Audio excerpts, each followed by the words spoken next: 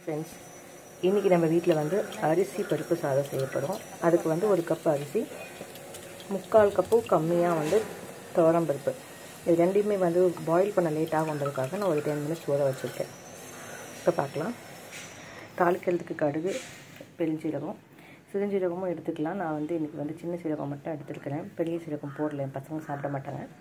And இது வந்து புதினா, கொஞ்சம் கொத்தமல்லியும் இருக்குது, தக்காளி, பச்சை மிளகாய் கீறினது, ஒரே ஒரு காஞ்ச மிளகாய். இதுக்கு மேலே அட்ஜஸ்ட் பண்ணால் நீங்கள் வந்து இது போட்டுக்கலாம், மிளகாத்தூள் எல்லாம் போட்டுக்கலாம்.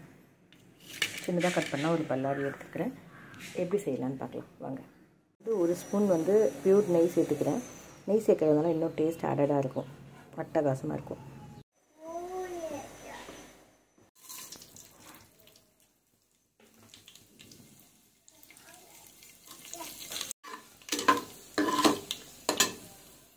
இது பொரிஞ்சதுக்கப்புறம் பச்சை மிளகாய்,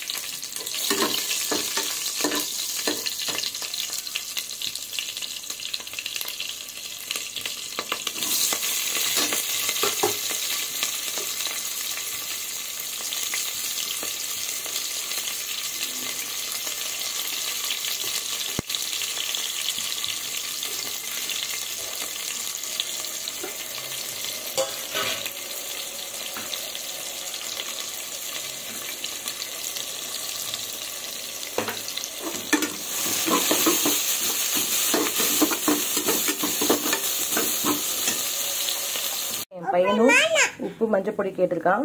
இந்தா இதாவது இன்க்ரீடியன்ட் மறந்துட்டேன். கொஞ்சம் பூண்டு ஆட் பண்ணிக்கிறேன். பூண்டு சொல்ல மறந்துட்டேன். நான் கருவேப்பிலை போடலை, பிகாஸ் கருவேப்பிலை போட்டால் பொறுக்கி எடுத்து வைப்பாங்க. ஸோ நான் இதில் கருவேப்பிலை இன்றைக்கி சேர்க்கல. இதுக்கு பதிலாக இது நான் குக்கம் பண்ணி கொடுத்துருக்கேன். லைட்டாக வதங்கிச்சு. தக்காளி, பத்துக்கும் தேவையான உப்பு போட்டுருக்கேன்.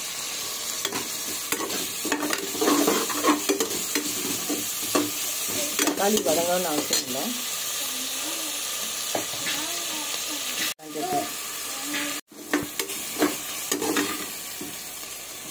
இப்போ அரிசி போட்டுடலாம். அதுவும் கொஞ்சோண்டு வாசனைக்கும் நான் கொஞ்சோண்டு தனியாத்தூள் போட்டுக்கிறேன். இல்லை அரிசி சாம்பார் தூள் ஸ்பூன் போட்டுக்கிறேன்.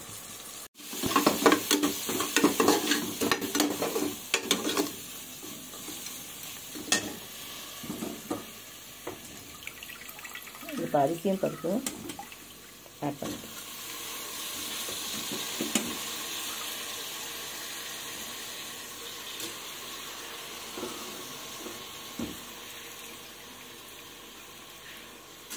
வச்சு தண்ணி எடுத்து வச்சுருக்கிறேன். அதை தான் கண்டிப்பாக இதை ஊற்ற போகிறேன். நல்லா கழுவிட்டு 4-5 வாட்டி கழுவிட்டதுக்கப்புறம் வைக்கலாம். கொஞ்சம் தண்ணி இருந்தால் பரவாயில்ல தான். இந்த மசாலா நல்லா பிடிச்சதுக்கப்புறம் தண்ணி ஊற்றிட்டு பாயில் பண்ணலாம்.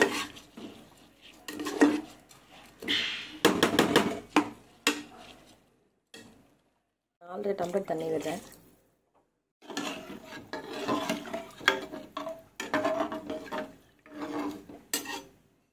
இது நீங்கள் டேஸ்ட் பண்ணி பார்க்கும்போது கொஞ்சம் சால்ட்டியாக இருக்கணும், அப்போ தான் சாப்பிடும்போது நல்லாயிருக்கும்.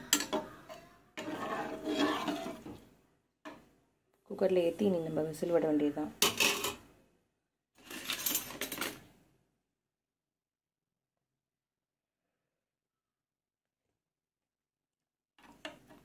கொஞ்சம் சால்ட்டு போடணும், ஆட் பண்ணிக்கிறேன்.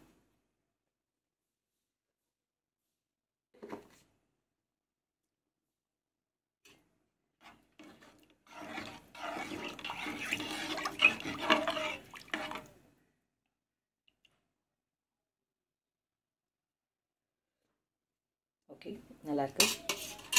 குக்கரில் ஏற்றி விசில் வைக்க வேண்டியதுதான். விசில் வச்ச உடனே எடுத்துகிட்டு காமிக்கிறேன்.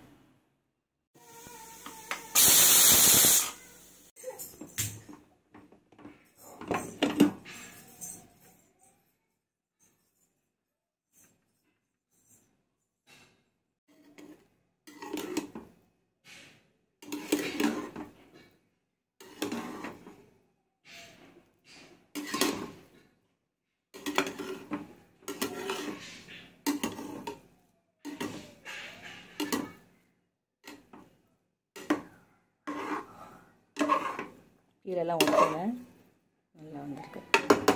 நம்ம எடுத்து ஒரு பாத்திரத்தில் மாற்றி வச்சுட்டா அப்படியே இருக்கும்.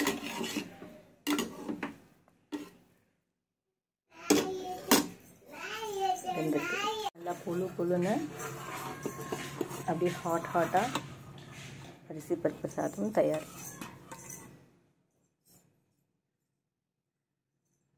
இட்லி காம்பினேஷன் உருளைக்கிழங்கு மசாலா. இது நீங்கள் ஃப்ரையாகவும் போடலாம், பட் இது ரொம்ப டேஸ்ட்டாக இருக்கும்.